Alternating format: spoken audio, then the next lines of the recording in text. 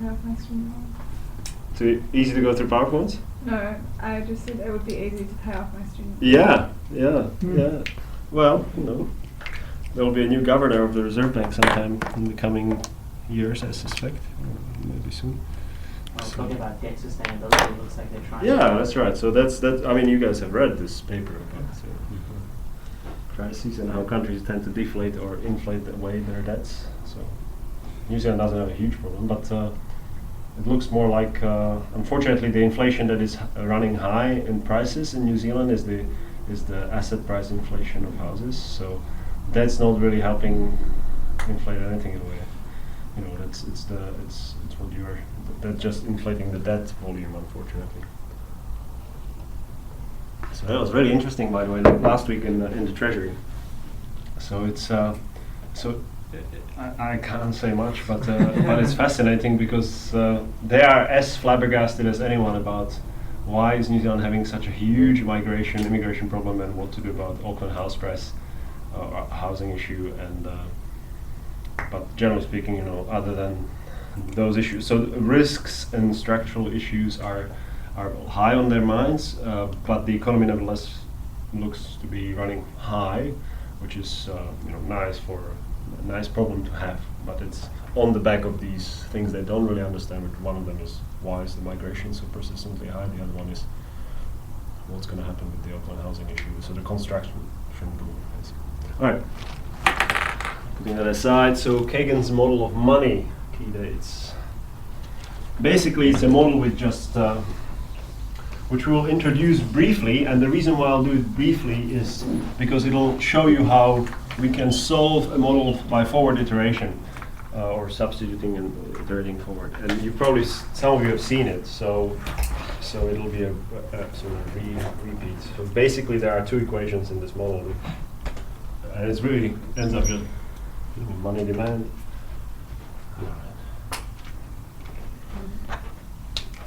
Okay, so the money demand equation, which is just MD minus P. So real money demand on the left equals, this depends on something, and here we're going to focus on this hyperinflationary aspect. So we expected inflation. So this is in logs, and there is an elasticity or semi-elasticity of money demand and real money demand to inflation. So expected difference in prices. And so it's negative because the higher the inflation, the less you want to use money. That's basically the equation for money demand. And then we assume that there's some kind of a Fisher equation, or Fisher effect, which is just connecting nominal and real interest rates. So 1 plus I t plus 1 equals real interest rate adjusted for inflation. But we're not really going to use this much. But this first equation, with the assumption that money demand equals money supply, so imposition of an equilibrium condition, I just remove the D. So something comes in your notes. This is already an equilibrium condition suddenly. Right? And then I can solve it domestically. And I can solve it by forward iteration. So by that I mean I can, this is just the difference in prices, so I can separate the expectations operator, and it's an expected value of the difference in prices, so I can write it as, in parentheses, we can skip it, and so this will continue here, equals minus eta expected value of prices tomorrow, oops, PT plus 1, plus eta PT. We don't have to put an expectations operator there because we know what it is, what the price level today is. So just eta PT. So I can rewrite it as putting, right? Yeah, PT on the left hand side, and on the right hand side I'll have minus 8. I'll get rid of the negatives soon. And then M, get rid of the T subscript. So money supply, which comes on the right side, negative, and T. That's right, yeah. So get rid of the negatives, because they're minus, minus, minus, so I can just get rid of the plus. And then, I can express PT basically. So PT, price level today, which is the unknown variable, can be expressed as some ratio times the expectation of price level tomorrow plus 1 over some ratio where we have the semi-elasticity, which is some number which is a positive number. It's not a negative number. That's the only thing that you need to know. We don't really know much about it. I mean, the higher the inflation is running, the less people wish to demand real cash, real money balances. So it's a positive number. All right. So this looks like a sort of a difference, first order difference equation, and obviously those can be solved. And there's some expectation, and one way to solve them is to just start iterating forward and see what kind of a solution you get. Right? So have you done these kinds of formulas before? Okay, some of you have. Who has not? Okay. All right, so I can express the same equation with PT plus 1, so tomorrow's value, and I'm going to get expectation period PT plus 1. Sorry, price and level t plus 1 is just the same, but I shift all these operators one period forward. So eta over 1 plus eta times the expected value of pt plus 2, right? Plus 1 over 1 plus eta times mt plus 1. And then I can substitute. So I expressed it, and I substituted it in here. Right? So actually I can, so I'm gonna, I could give you these notes if that helps, but they are handwritten. So I'm literally just gonna go through these models.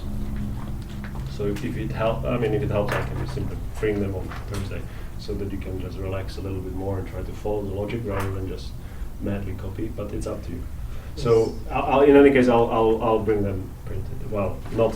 They'll still be handwritten, so there's a risk you can't read it. But I think they're pretty decent.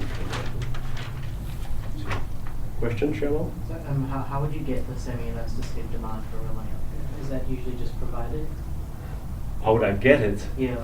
So how would you estimate it, or? How do you get that? So you would need to do some econometric study, which would look at hyperinflationary episodes across the world, and would try to see, literally just using data on money and inflation rates. You have the left-hand side, you have the right-hand side. You would need to form some expectations, and then you would estimate the coefficient. I have another question. Yes. This is a small question, but why did you choose the curly brackets for the top line? No reason. I could have chose any brackets. Okay. So yeah.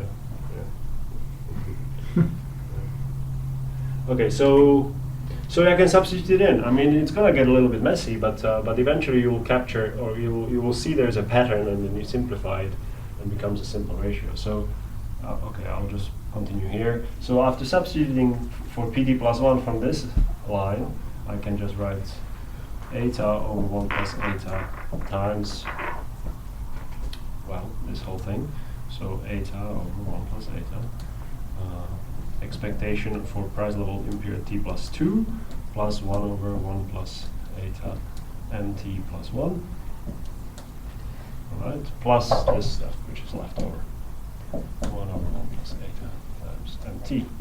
Alright, so, and I want to multiply it out so that I don't have to have these repetitive terms in here. So it's equal to eta over 1 plus eta squared times et pt plus 2, right? Plus, I'll take eta out, and I have 1. This is not good. Squared, sorry, times mt plus 1, plus 1 over 1 plus eta times mt. Let's see.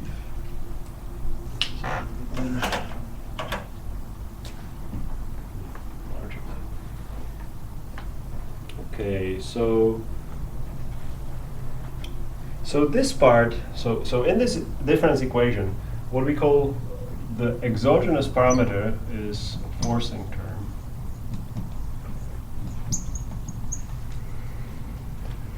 And the endogenous variable p, it just keeps on iterating forward and forward. So we have rearranged the whole equation where the price level is expressed as a some constant times the expected value of price level, not tomorrow anymore, but the day after, or the period after tomorrow.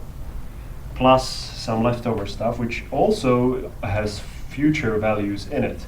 But at least there are values not of the endogenous variable, but some kind of exogenous money supply. And so we can continue iterating. This is called an iteration. So I could again express pt plus 2 with the same expression here. I'll just rewrite, put 2 here, and this becomes, well, this becomes 3.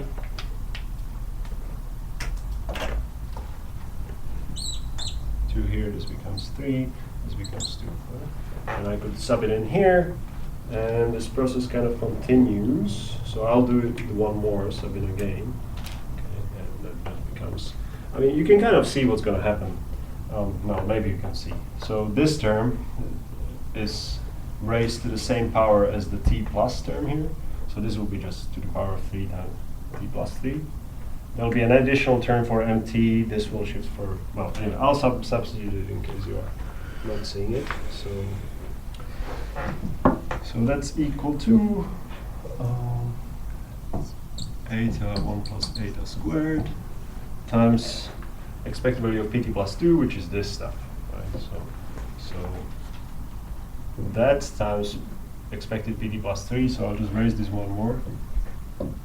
Expectation of pt plus 3, and then this squared times that. Right, so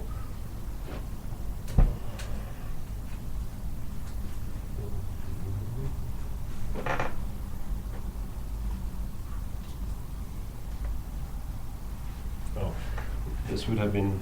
This is okay the way I wrote it. It's fine, but. I should have really taken 1 over 8 out. Anyway. So this will be plus eta over 1 plus eta squared times 1 over 1 plus eta times t plus 2. Period t plus 2 money supply. This was period t plus 1 money supply. I'll rewrite it, so I'll write it as eta over 1 plus eta and t plus 1.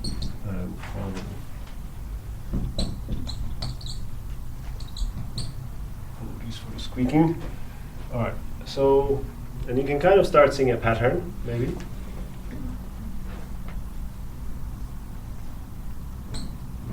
So, I'll collect the terms just to make it simple.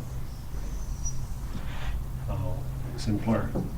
So this cannot be simplified, the first term.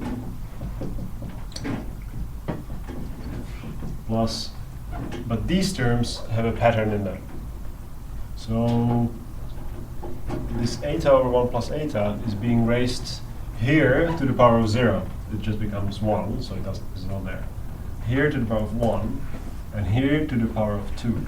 So it's always raised to the same power as the empty money supply. Well, the period of the money supply past mt. So you could generalize it and say like that. Right, it's going to be generalized. I'll just express it in a general form, but that's what I'm just highlighting actually. Okay, and I can continue to substitute this way. If you want to do a few more terms, you can do it, but this is what you're going to get. So on the left-hand side, I'm expressing the price level today as a function of, well, as a solution basically of a function of a few forward-looking variables, because we started with an equation which says money demand depends on expected inflation. So money demand is basically forward-looking. It depends on what you expect the prices to be. Right. So if I continue to substitute, eventually I'll get something which is, well,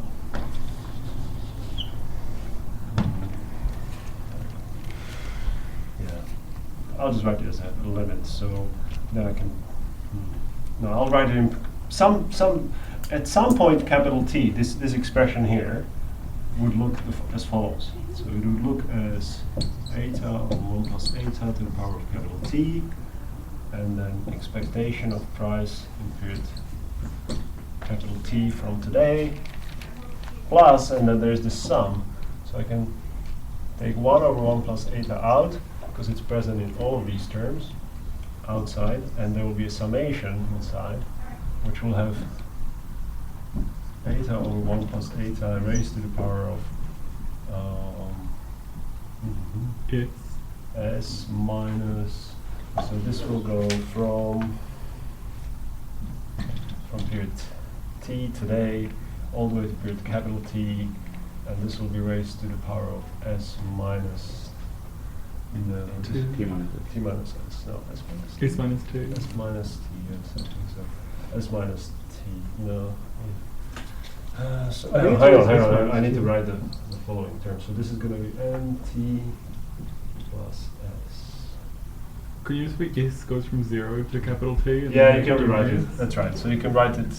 So the way I'm writing it here, it starts in period T, which is this period, and this is raised to the period T minus T, which is 0. So this drops out, and then I have 1 minus 1 over 1 plus 8. I'm multiplying it. The next period T plus 1. This is T plus 1. This is raised to the power of 1, and this is multiplied by that. So you could rebase it or whatever. You could start from 0, and this would be T plus S.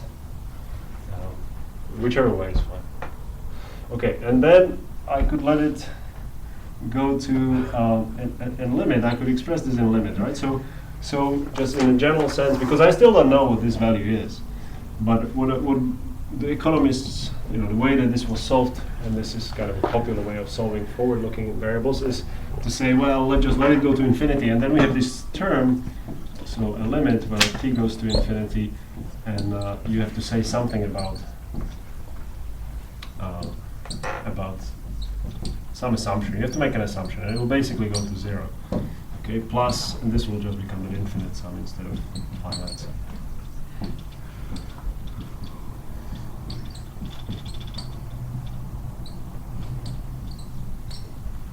So this could have all kinds of values. We'll assume that it's non-explosive in a sense that it limits to some constant, and you might as well assume it limits towards 0. So the first part obviously limits towards 0 because this is a ratio which is less than 1. And if you keep raising it to an ever-increasing power, it will limit to 0. But then the second part could, of course, be growing at the same time at a rate which is faster than this part. And so this product of the two, sorry, let me rephrase it. Let me say it again. So the price is obviously growing, but we assume the price is not going to be growing faster than this rate. And so the product of the two will tend towards 0. So in infinity, it will approach 0. Or at least it should be constant, but if it's a constant, it won't really change anything. So we'll just assume it's non-explosive. It's something like the transversality condition, which we have in optimization, which we've done in the first half of the course. But it's just one limiting condition. So it's a non-explosive series. We assume it's a non-explosive series, and then the solution is literally just this part here. All right, so we have solved, so to speak, for price level today to be a function of money supplies in the future. So it's some kind of a funky function of it anyway, but it's just a constant. So this eta could be a number, 0.5, it could be 17, we don't know. Whatever you expect the money supply process to be, you feed it into this function and you get the predicted value for price today. Right. So what are some properties of this of this solution? So one property turns out to be that money is neutral. And by neutrality we'll mean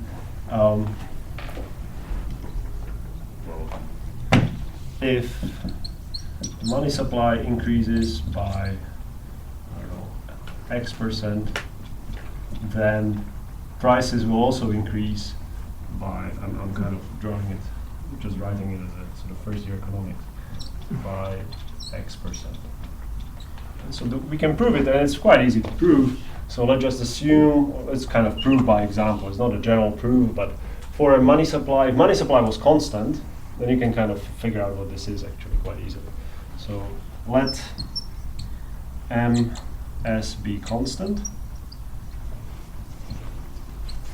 Okay, so if MS, money supply, stays the same, what is the price level? And you will see that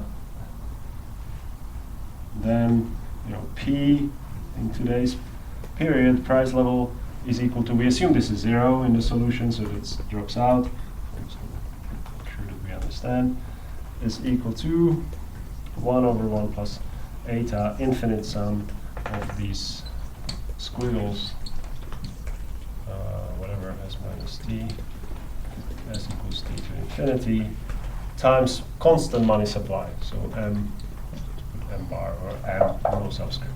So because it's a constant, in every term is the same thing, I can put it outside of the summation. So I can just take it out and put it in here. It can multiply the whole summation.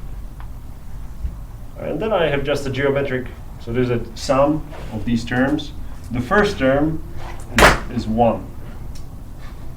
The first term is 1. And the next term is eta over 1 plus eta, which is less than 1. The next term is eta over 1 plus eta squared. The next term is the same thing to the power of 3. So it's a geometric sum. So if I call this A, then the sum looks like this. 1 plus A squared plus A cubed, and so on. It goes to infinity, right? And this has this sum has a defined summation. So we can sum it up. So do we know what the sum of this is equal to? Anyone? 1 over 1 minus eta over 1 plus eta. 1 over 1 minus a. Yeah, sure. So this sum here is equal to 1 over 1 minus a. So of course a has to be between 0 and 1, otherwise this is not defined. But I mean, these increments getting smaller. You can show that that's the solution. But anyway, it's just kind of some elementary algebra. So if I substitute for a this ratio, then I get, in this case, it's equal to 1 over 1 minus this thing. And I can express what it is.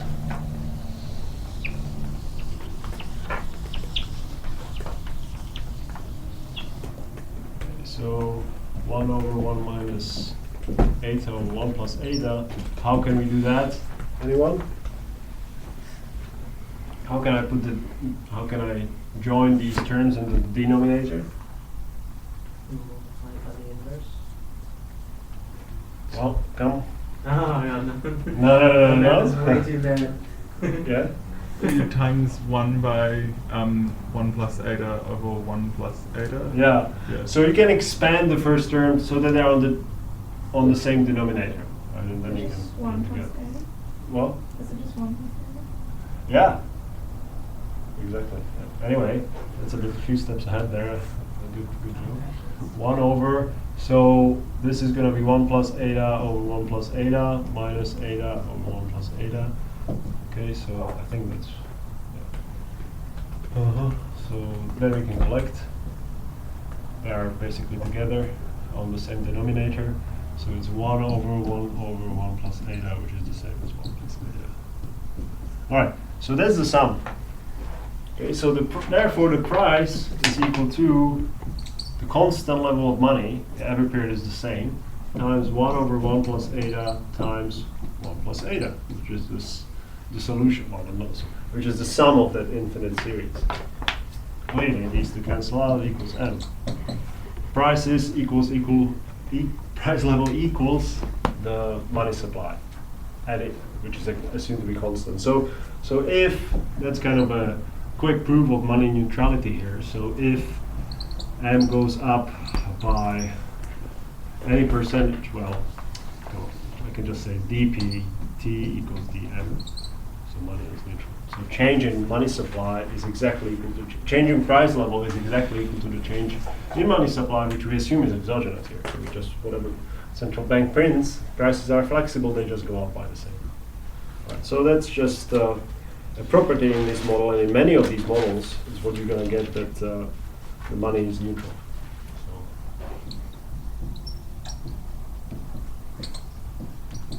So all the money supply changes do in this model is literally change the level of prices exactly in the same proportion at the same time, because it's all flexible.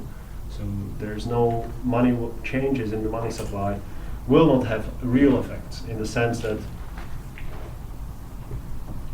no real effects. Right, so MT minus PT, which is the real money supply, is unchanged. No real variables will need to be changed when the real money supply is unchanged. So, because if M goes up by a fixed certain amount or down, P goes up by the same amount. So the real money supply doesn't change. Real money supply equals real money demand. I had it initially put up, right? So it was a function of some. Well, in a more complex model, the real money supply, real money demand would be linked to some real variables. So we would often have them output in there and such. But anyways, this is the only real variable in this model. It's we have this monetary neutrality. So the real variable is unaffected by money. Now, what if it was growing? What if? I might as well show you some. What if? I hope this is still recording. For the benefit of those who can't come.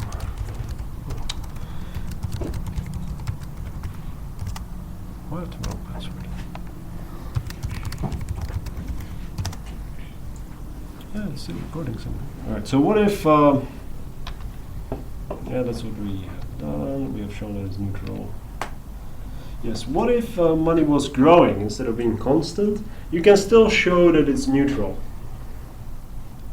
It requires a little bit of different work, but there's this method in which is used often, which is kind of you guess a solution or you guess a particular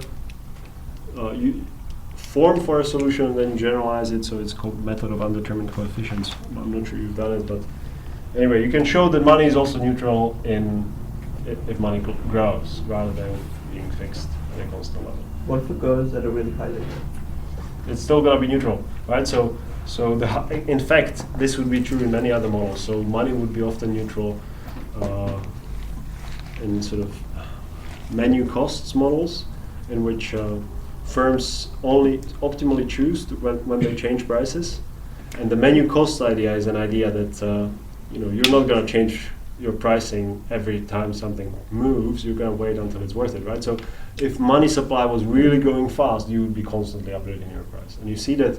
So the menu cost would, relatively speaking, be very small compared to all the other things happening. So you'd be constantly doing. So it would be much more likely that money is neutral in high inflation, high money supply growth scenarios than in low money supply. So How does that explain the variations that on your local petrol station? Whenever the price for crude oil increases on the market, within like minutes they've increased the price on the.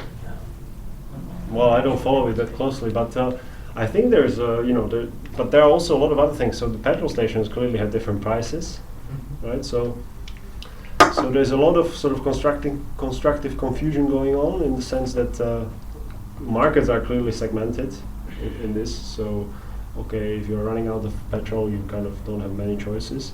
But most people just shop sort of strategically, and so you know some kind of place where it's usually cheap.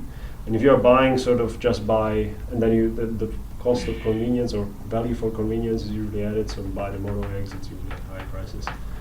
But so subject to that, so that seems to be like fairly constant differences between prices, between locations, for all these sort of reasons, market structure and so on. But then their formulas, I suspect, are usually kind of set in a way, pricing formulas that they feed in the cost of their inputs. And so if the world price or whatever they're paying to the refinery goes up, they just update whatever their price is by the margin. Now, why exactly does it go up or down at the same amount immediately?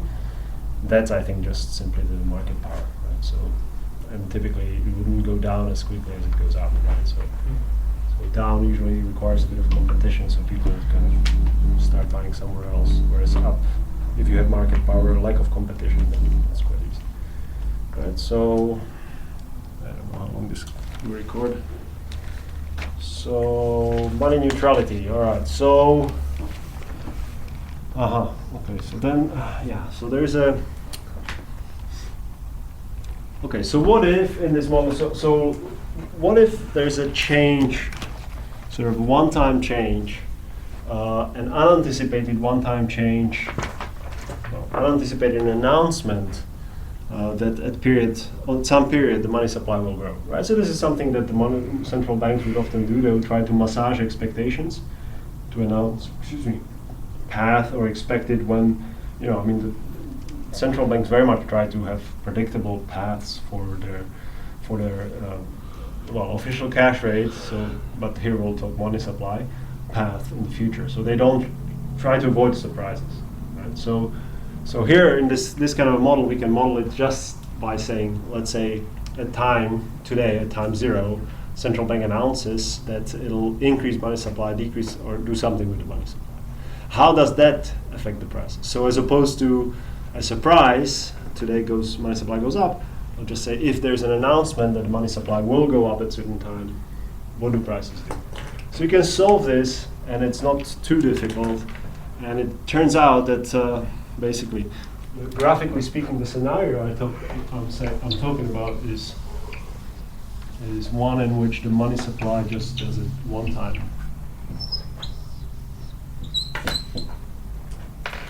This is time. And the money supply goes up until period T, capital T. Today's T equals to 0. Goes straight, and then it jumps and stays high. So it goes from it actually doesn't say if it goes up or down, some other different level. So it's constant first, and then it's also constant, but at a higher level. So money supply. Oops. And what we can show is that the solution for prices is going to be not exactly the same. And the reason why solution for prices is not going to be the same, well, let me show you what it looks like. So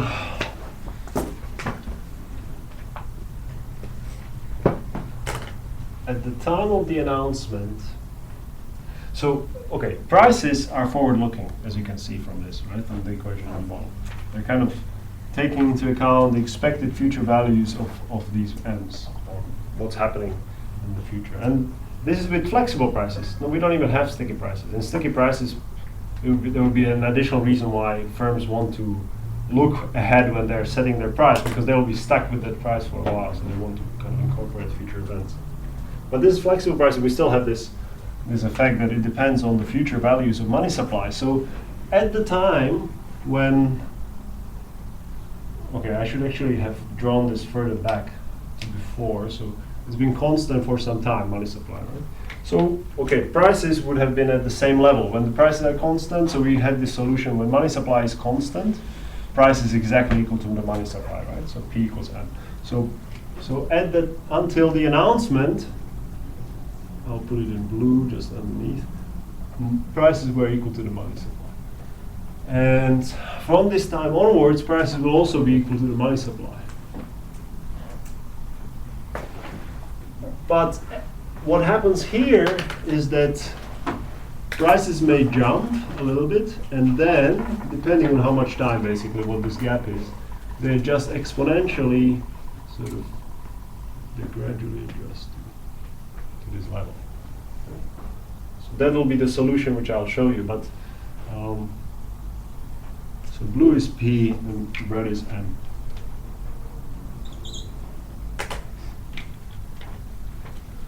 So prices may jump, basically, on this model. How does it work? So it's a bit of hand waving. Policy change. So we have policy change. So in the policy change, money is equal to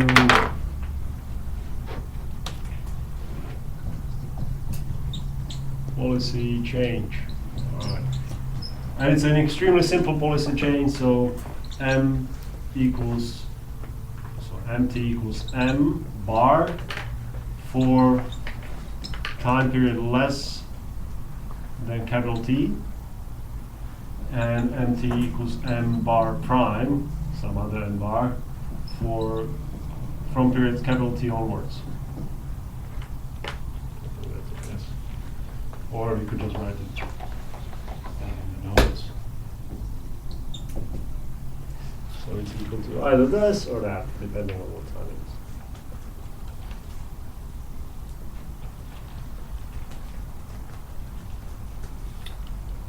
So we know kind of that after the money supply is changed, so after for t, we have solved for this part already. So for t time period greater than or equal to capital T, all future periods of money, there is no more announcements in the, nothing changes with the money supply.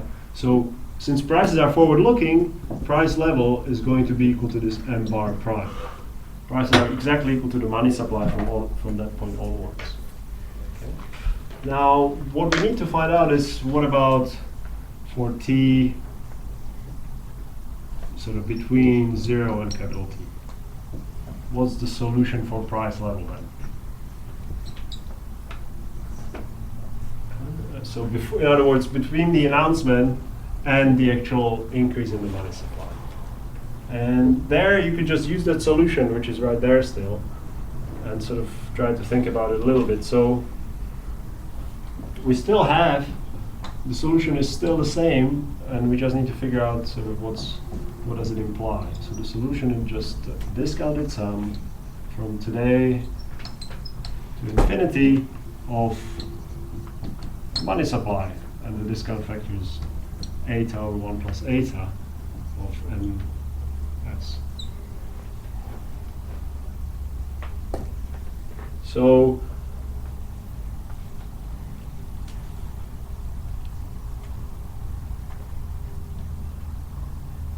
we can split it into two parts. So there's going to be this new part, so after p, so is equal to sort of mt, and this is going to be, sorry, m bar prime, no, m bar is going to be until capital T, and then there will be this part where you're adjusting to the new money supply. So I mean, I have the full solution, but basically what it's going to look like is a continuous adjustment plus eta T by the difference between the money supplies. Okay. So you don't need to know this. This is just kind of from period T to infinity. So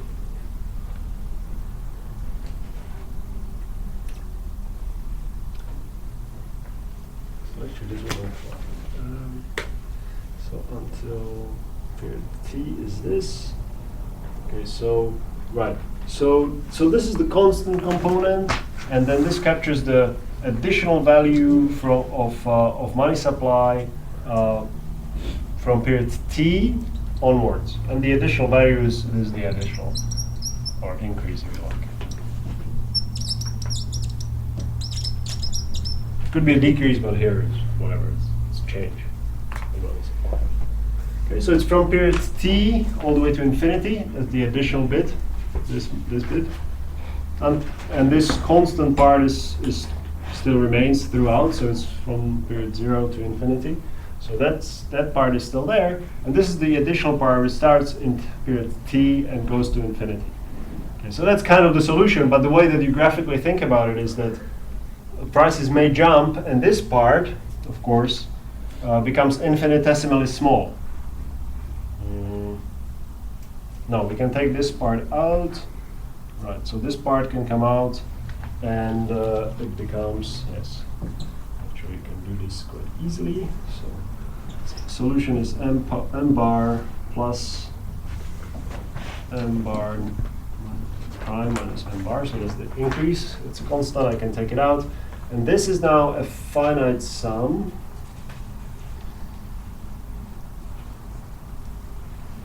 Yeah, okay, so this is just eta over 1 plus eta to the power of capital T minus T. So I'm not really solving it, I'm just telling you this is what it looks like. There's a few steps in between. But that blue adjustment path is what it is. So as your time gets closer to capital T,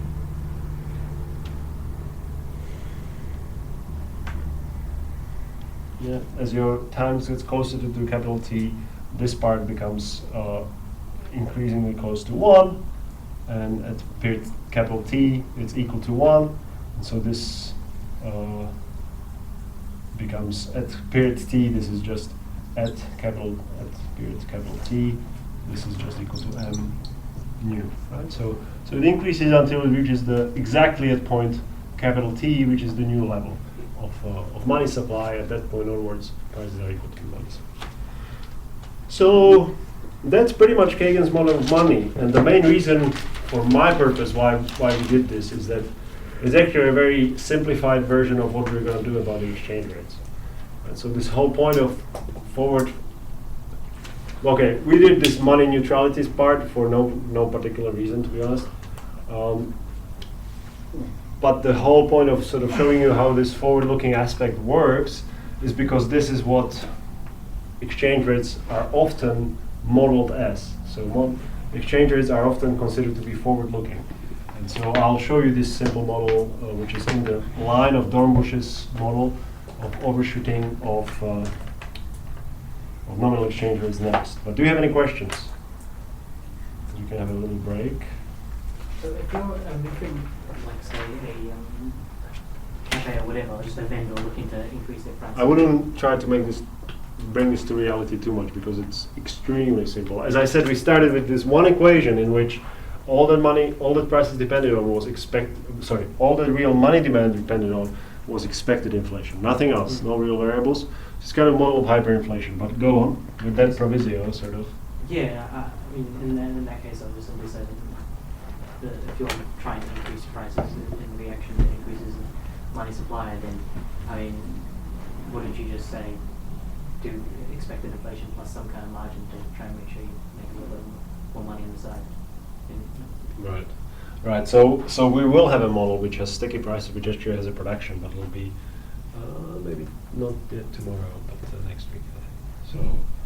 So there you will see the trade-offs that are going on. But right now it's kind of just the money supply, which determines price level 1-to-1. If there are some changes, there are sort of announcement effects. There's slight difference in the way that you adjust, as we explained. But otherwise, it's kind of a one-for-one mapping. Money is neutral, basically. But the part which is forward-looking solution is useful because we will be using it just now in the exchange rate model. Okay, so don't worry too much about this. I really skipped through a lot of steps. And we're not going to be doing this in the model of exchange rates. Okay. Any questions? Hopefully this doesn't crash. Stop the recording.